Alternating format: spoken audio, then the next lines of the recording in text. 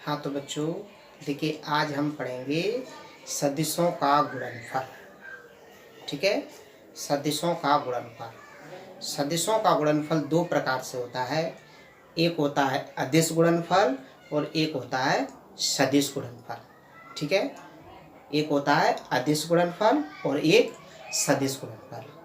तो आज अभी हम अदिश गुणनफल के बारे में चर्चा करेंगे कि सदिशों का अदिश गुणनफल क्या होता है। ठीक है, चलिए पहले मैं पूरा लिख रहा हूँ। सदिशों का गुणनफल, सदिशों का गुणनफल। सदिशों का गुणनफल दो प्रकार का होता है। नंबर एक अदिश गुणनफल, अदिश गुणनफल, और नंबर दो होता है सदिश गुणनफल।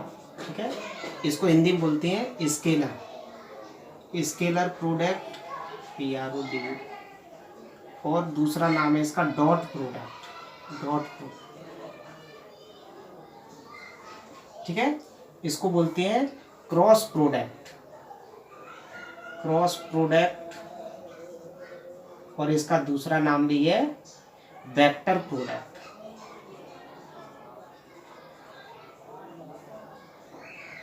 ठीक है, तो सदिशों का गुणनफल दो प्रकार का होता है। नंबर एक अदिश गुणनफल, इसको इंग्लिश में बोलते हैं स्केलर प्रोडक्ट या डॉट प्रोडक्ट।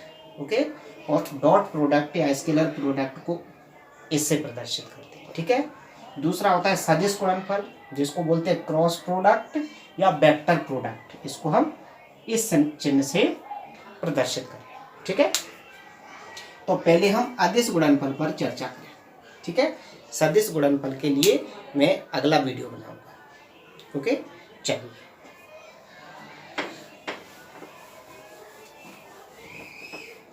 अदिश गुणनफल,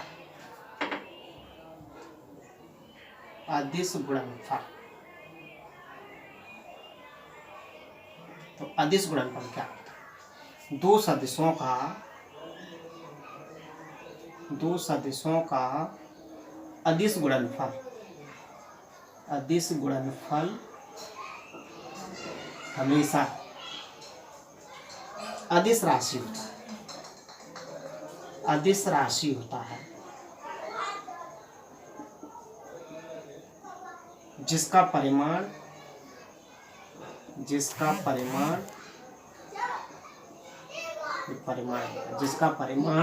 दोनों सदिशों के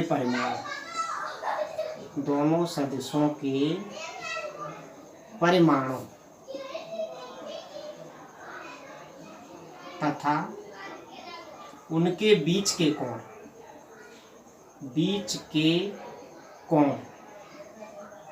की कोज्या मतलब कोसाइन मानी कॉस। ठीक है, उनके बीच के कोण की कोज्या के गुणनफल के बराबर होता है, अर्थात मान लीजिएगा कि दो सदिश हैं, एक सदिश है A और दूसरा सदिश है B, और दोनों के बीच का कोण है थीटा। ठीक है, तो देखिए अदिश गुणनफल क्या होता है। वो तो A डॉट B बराबर, इसको बोलते हैं दो सदिशों का अदिश गुणनफल। डॉट लगानी है आपको। ठीक है, बराबर दो सदिशों का अदिश गुणनफल हमेशा अदिश राशि आएगा। ये कैसी राशि आएगा? अदिश राशि, यानी इसमें सिर्फ परिमाण होगा, इसकी दिशा नहीं होगी। तो दो सदिशों का अदिश गुणनफल हमेशा अदिश राशि होता है, जिसका परिमाण दोनों सदिशों के परिमाण यानी मापा तथा उनके बीच के कोण की कोज्या यानी कॉस के गुणनफल, तो तीनों का क्या गुणा के गुणनफल के बराबर होता है। ठीक है, इसको और सॉल्व करेंगे तो क्या बन जाएगा? A डॉट B बराबर, सदिश का मापांक अदिश होता है तो जी A हो जाएगा, जी B हो जाएगा, और जी कॉस। तो जी अदिश गुणनफल का फॉर्मूला होगा। चाहो तो लिख देना, चूंकि वेक्टर A का मापांक बराबर A और वेक्टर B का मापांक बराबर बी, क्योंकि सदिश का मापांक अदिश होता है। क्लियर? चलिए अब आते हैं इसके आधार पर कुछ इसके गुणधर्म। ठीक है, आदिशों के गुणधर्म, आदिशों के गुणधर्म।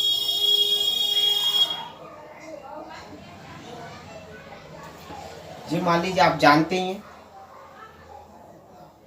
ये एक्स डायरेक्शन, ये वाई डायरेक्शन, और जो तीसरी होती है जेड डायरेक्शन। इधर इसको बना नहीं सकते हैं इसलिए मैं इधर बना दूँ, ये जेड डायरेक्शन। ये एक्स वाई जेड तीनों एक दूसरे के लंबवत होते हैं, यानी कि एक्स वाई के बीच में कोण 90 डिग्री होता है, वाई जेड के बीच में कोण 90 डिग्री होता है, और जेड एक्स के बीच में कोण भी 90 डिग्री होता है। ऐसे होते हैं।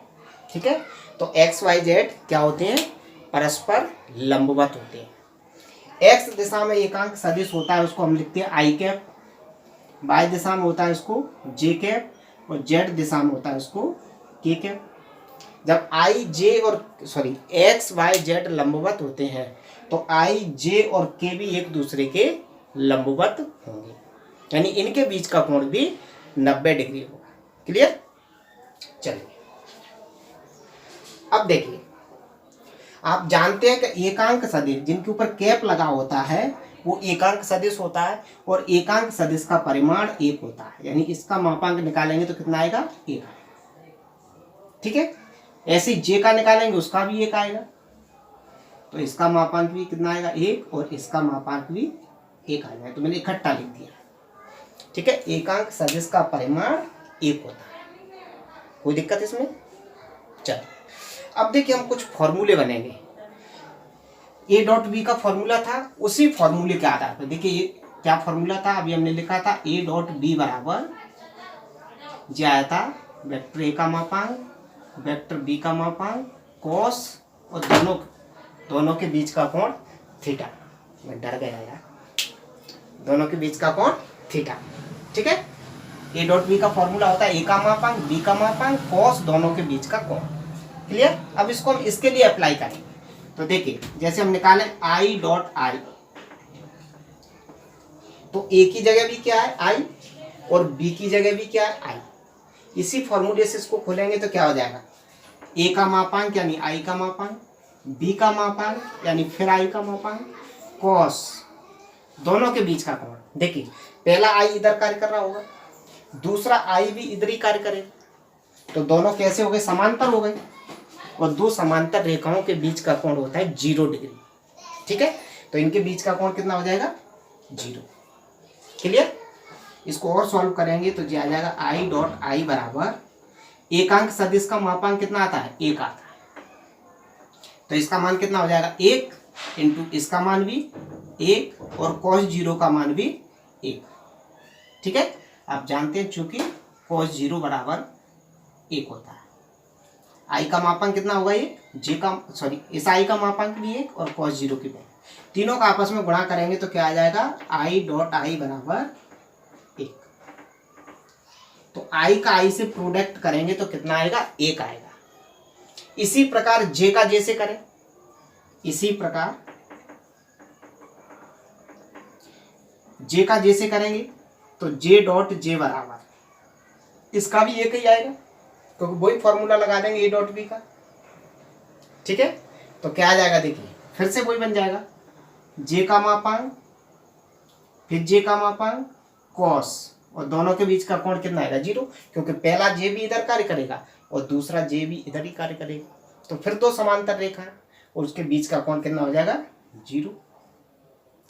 इसकी वैल्यू कितनी होगी? 1, इसकी वैल्यू भी 1 और इसकी वैल्यू भी 1, तीनों का गुणा करेंगे तो 1 ही आएगा। तो मैं सीधा डायरेक्ट लिख दे रहा हूं जे डॉट जे बराबर भी कितना आएगा? 1 आएगा। इसी प्रकार के का के से करें, के डॉट के बराबर कितना? जी सॉरी 1 आएगा, मैंने गलती से 0 लिख दिया है। कितना आएगा? 1 आएगा। जे भी कितना आएगा? 1 आएगा। समझ गए ना? तो एकांक सदिश का समान से गुणा करते हैं तो 1 आता है, ठीक है, इसको हम ये बोल सकते हैं कि समान एकांक सदिश का अदिश गुणनफल हमेशा एक होता है। ठीक है, मैं यहां लिख दे रहा हूं, अर्थात समान एकांक सदिश का, समान एकांक सदिश का अदिश गुणनफल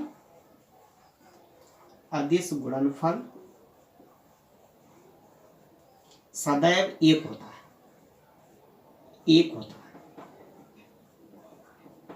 ठीक है।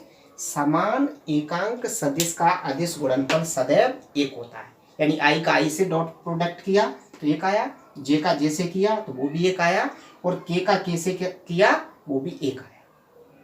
तो अभी तो हम समान का समान से कर रहे थे, अब क्या करेंगे, असमान का।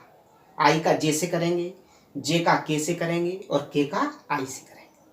ठीक है, तो देखिए आगे बढ़ते हैं।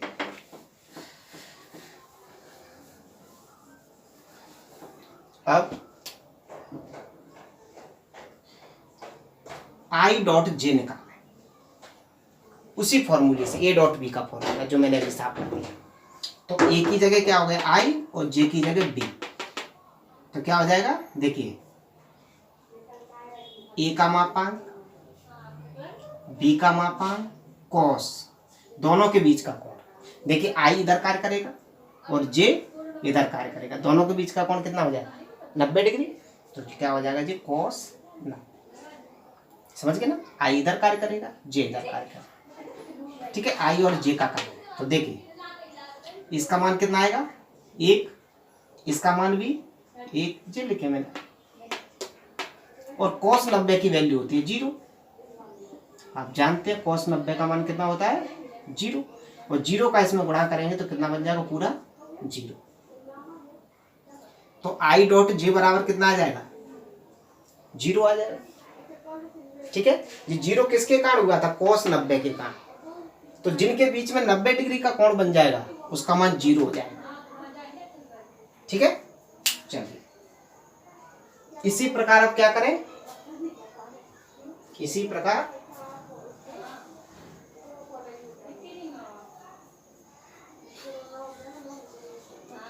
अब जे का के से करें, तो इसी प्रकार जे डॉट के निकालें।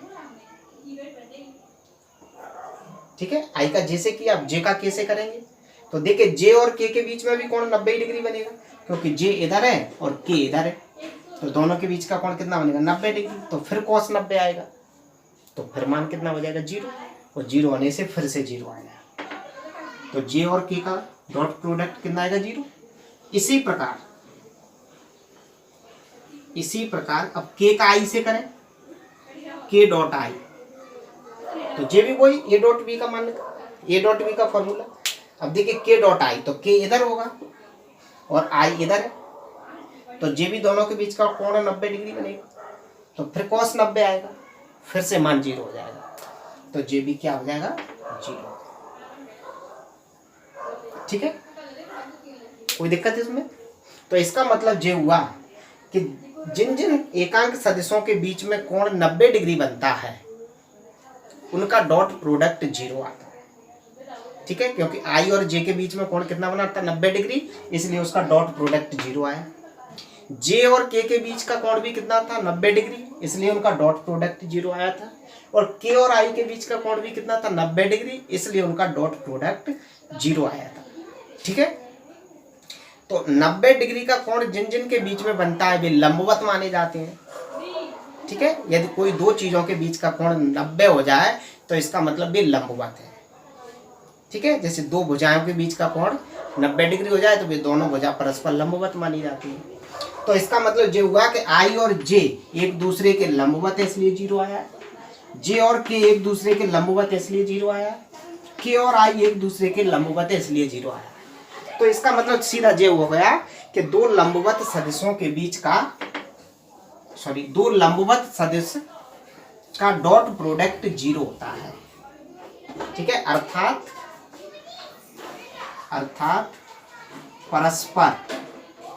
परस्पर लंबवत सदिशों के बीच का का अदिश गुणनफल, अदिश गुणनफल, गुणनफल सदैव शून्य होता है, शून्य होता है। समझ गए ना? परस्पर लंबवत सदिशों का अदिश गुणनफल सदैव शून्य होता है। क्लियर? चलिए अब आता है इसके आधार पर सवाल। अब न्यूमेरिकल क्वेश्चन कैसे सॉल्व करते हैं तो मैं बता रहा हूं। आप लिखेंगे जो कोई क्वेश्चन है 2i cap plus 3j cap और प्लस k कैप तथा i cap minus j cap plus 5k cap का अदिश गुणनफल ज्ञात कीजिए। अदिश गुणनफल ज्ञात कीजिए। ठीक है? देखिए हमें दो सदिश दिए हैं, एक सदिश j दिया है और दूसरा सदिश j दिया है। दोनों के बीच का अदिश गुणनफल ज्ञात करना। एक सवाल अच्छे से देखिए। सबसे पहले लिखेंगे माना, इसको a बराबर मान ले रहा हूं तो वेक्टर a बराबर कितना है 2i कैप प्लस के 3j कैप और प्लस k कैप। इसको b बराबर मान लो तो ये आ जाएगा i कैप माइनस के j कैप प्लस के 5 k कैप। अदिश गुणनफल ज्ञात करना है, मतलब a डॉट b जी हमें ज्ञात। ठीक है? कोई दिक्कत इसमें? चलिए देखिए मैं a डॉट b ज्ञात कर, a डॉट b बराबर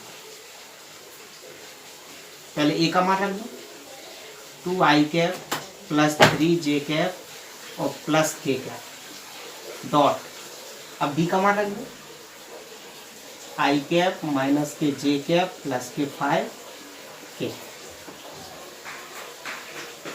ठीक है? अब देखिए ये दो ब्रैकेट है, इनको हमें खोलना है। खोलने का बहुत ही सिंपल तरीका है, हम जानते हैं। पहले जो 2i का पूरे में गुणा करेंगे तो 3 कंपोनेंट आ जाएंगे, फिर जो 3j का पूरे में गुणा करेंगे तो 3 कंपोनेंट और आ जाएंगे, और फिर j का पूरे में गुणा करेंगे तो 3 कंपोनेंट और आ जाएंगे। ठीक है? कोई दिक्कत इसमें? तो 9 कंपोनेंट हो जाएंगे। ठीक? लेकिन हम ऐसा नहीं कर रहे हैं। क्यों नहीं कर रहे हैं? क्योंकि हमें पता है कि i का j से गुणा करेंगे तो i डॉट j का मान 0 होता है, तो गुणा करने से हमें कोई फायदा नहीं।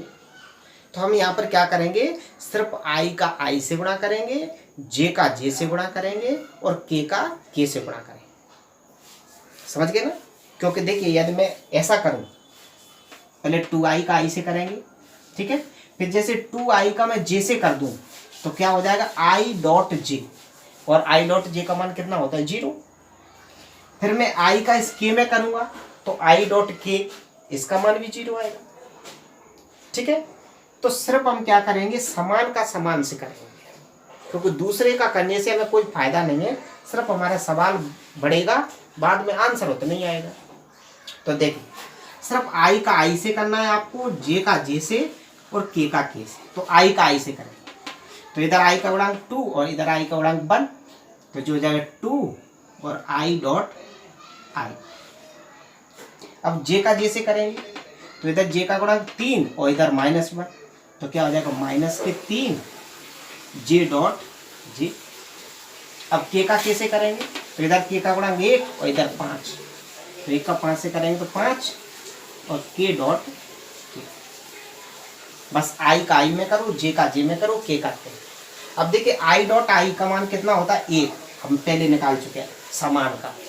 i डॉट i का मान 1 होता है, j डॉट j का मान भी 1 होता है और k डॉट k का मान भी 1 होता है। यानी हम यहाँ लिख दे रहे हैं i डॉट i बराबर कितना होता है 1, j डॉट j बराबर भी 1 और k डॉट k बराबर भी 1 होता है। तो इसकी वैल्यू कितनी कर देंगे, तो a डॉट b बराबर इसका मान हो जाएगा 1 और 1 का इसमें गुणा करेंगे तो 2, माइनस इसका मान कितना होता है 1, 1 का 3 में करेंगे तो 3, प्लस 5 इसका मान 1 होता है, इसमें करेंगे ये कितना 3 और 2 सॉरी 5 और 2 7, और 7 में से 3 जाएगा तो कितना बचेगा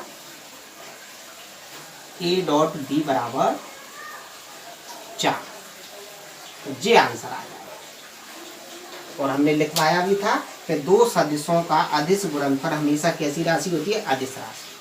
क्योंकि इसमें दिशा नहीं आई है तो ये कैसी राशि है? अदिश राशि। ठीक है, एक सवाल और बता रहा हूँ ऐसा, आपको शायद समझ में आ जाएगा। यदि वेक्टर ए बराबर आई कैप माइनस जे कैप प्लस 2 के कैप तथा वेक्टर बी बराबर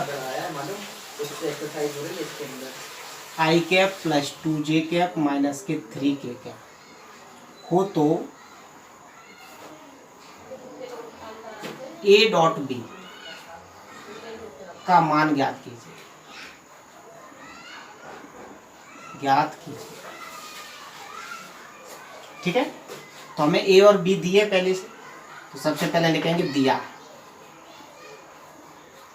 वेक्टर ए बराबर आई कैप माइनस जे कैप प्लस के 2 के कैप, वेक्टर बी बराबर आई कैप प्लस 2 जे कैप माइनस के 3 के कैप। ज्ञात क्या करना है? ए डॉट बी बराबर क्वेश्चन, फिर से वैसे करना है, तो ए डॉट बी बराबर ये ए की वैल्यू डॉट बी की वैल्यू, फिर से वही मल्टीप्लाई करना है। समान का समान में गुणा करेंगे, क्योंकि असमान का करने से हमें कोई फायदा नहीं है। जैसे आई का जैसे करेंगे तो क्या आएगा? आई डॉट जे, और इसका मान होता है 0, और 0 रखेंगे तो गुणांक में फिर वो मान 0 हो जाएगा। समझ गए ना? तो सिर्फ हमें आई का आई से करना है, जे का जे से, और के का के से। तो देखिए इधर आई का गुणांक 1 और इधर आई का गुणांक 2, 1 का 1 में करेंगे तो क्या बचेगा? I dot I. अब जे का जे से करेंगे तो कितना हो जाएगा? माइनस के 2 और जे डॉट जे। के का के से करेंगे तो कितना हो जाएगा? 6, 2 3 6 और के डॉट। अब देखिए आई डॉट आई की वैल्यू कितनी होती है? 1 माइनस जे डॉट जे की वैल्यू 1 का 2 में गुणा करेंगे तो माइनस 6, के डॉट के की वैल्यू भी 1 का इसमें मल्टीप्लाई करेंगे तो 6 ही आएगा। देखिए 1 माइनस के 8 कितना बचेगा? माइनस के 7। ए डॉट बी बराबर कितना आ जाएगा? माइनस के 7। यहाँ लिख देना, चूंकि I dot I, J dot J और के डॉट के, इन सब का मान क्या होता है? 1। ठीक है, तो इस तरह आपका जो क्वेश्चन समाप्त होता है। अब आता है अगला प्रश्न। तो अगला क्वेश्चन है आपका, सिद्ध करो वेक्टर ए बराबर क्या दिया? 2 आई कैप प्लस 3 जे कैप प्लस के कैप तथा वेक्टर बी बराबर 2 आई कैप माइनस 4 जे कैप प्लस 8 के कैप परस्पर लंबवत है। परस्पर लंबवत है जी, हमें सिद्ध करके बताना है कि वेक्टर ए और वेक्टर बी परस्पर लंबवत हैं। ठीक है, तो सबसे पहले हमें जो दिया है वो लिखेंगे। दिया है वेक्टर ए बराबर 2 आई कैप प्लस 3 जे कैप प्लस के कैप, वेक्टर बी बराबर 2 आई कैप माइनस के 4 जे कैप प्लस के 8 के कैप। ठीक है, देखिए मैंने स्टार्टिंग में भी बताया था कि आई डॉट जे बराबर 0 आया था। आई डॉट जे बराबर 0 क्यों 0 आया था? क्योंकि आई और जे परस्पर लंबवत थे। तो जो सदिश परस्पर लंबवत होते हैं उनका डॉट प्रोडक्ट 0 होता है। ठीक है, जो सदिश परस्पर लंबवत होते हैं उनका डॉट प्रोडक्ट 0 होता है। तो हम ए और बी का डॉट प्रोडक्ट निकालें और यदि वो 0 आ जाए तो इसका मतलब दोनों सदिश परस्पर लंबवत हैं। ठीक है, तो मैं लिख रहा हूँ वेक्टर ए और वेक्टर बी परस्पर लंबवत होंगे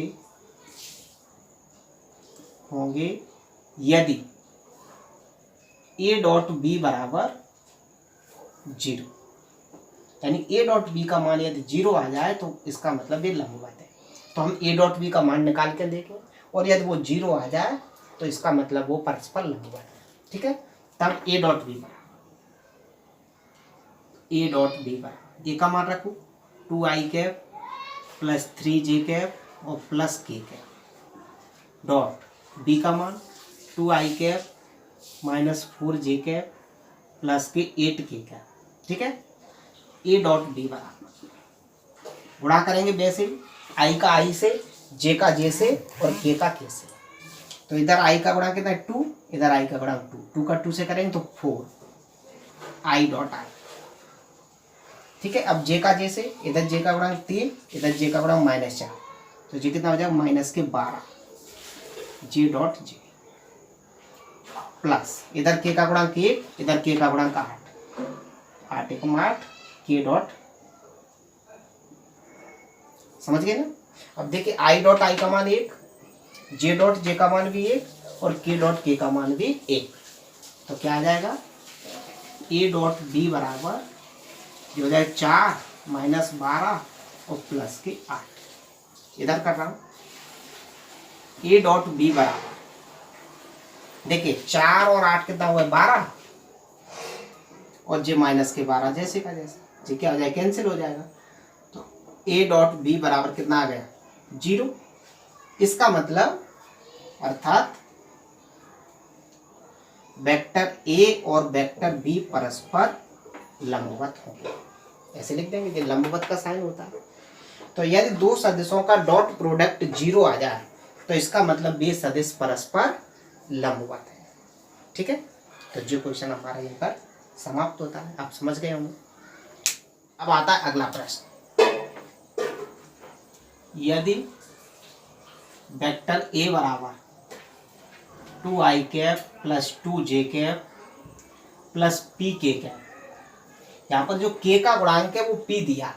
ठीक है, तथा वेक्टर b बराबर i cap minus j cap और प्लस 2k कैप परस्पर लंबवत सदिश है।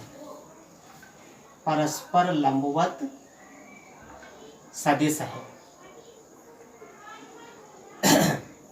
तो p का मान ज्ञात कीजिए। p का मान ज्ञात कीजिए।